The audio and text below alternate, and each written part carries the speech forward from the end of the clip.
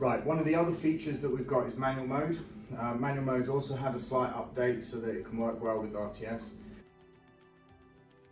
Similar to the standard automeg, manual mode will let you run a manual test between any test point in the system. Okay? What's important though is that manual mode also uses ActiveXref. So what's really nice here is that it will allow us to type in references based on the customer's UUT data that's pre-configured in the software in the ActiveXref database. So you can see here I've actually got 2 points selected already, and I have referenced them by con3 pin A. So it's telling me that from a customer data that I'm going from pin A of there to con4 pin A. Okay? It's also showing me the module ID that it's plugged into. So if I disconnect this NSAT here, and as with probe, it actually rescans when you move off and move on the screen. So if I move off and move back on, you can see now the con3 reference has actually fallen away from the test point.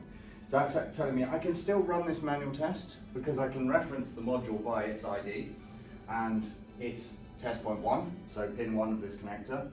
But obviously it's actually showing me here that it can't find the ActiveXref, so it doesn't know what this module is plugged into. So if I run that test now, standard settings, 200 milliamps is the maximum I can use, 5 volts is the maximum. I can go down the milliamps, so I could do down to 2, don't go below 2, but 2 milliamps will let you go up to 2 kilo ohm resistance. In this case, I'm just looking for a very low resistance, so I'll use the maximum current. So 200 milliamps, and also don't forget 2-wire mode. So 4-wire mode. So we want to make sure we're off. So we've got 2-wire mode disabled, and everything else is the same.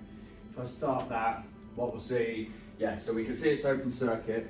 But again, really important is that we're actually measuring the current. So we can see the voltage is 5.19, it's basically a clamp. But the current is also reading at 0, basically. It's coming up with, what's that, 100 nanoamps every now and again. But that's showing me that it really is an open circuit. What we've seen during development, during testing, especially for Toulouse, Airbus, is that when we do a manual test and we see that current is not at 0, we know there's some sort of leakage going on. We know the current's going somewhere.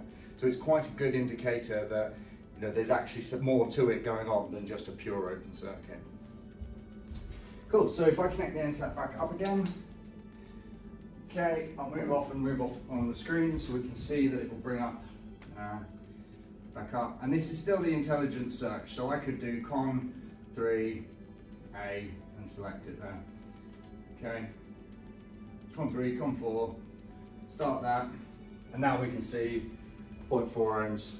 I think, which one is it? It's black, so black is pin 1, there you go, so it's going up from 0.4 to open circuit. So manual mode, same as automeg, but enhanced by this ActiveXref feature.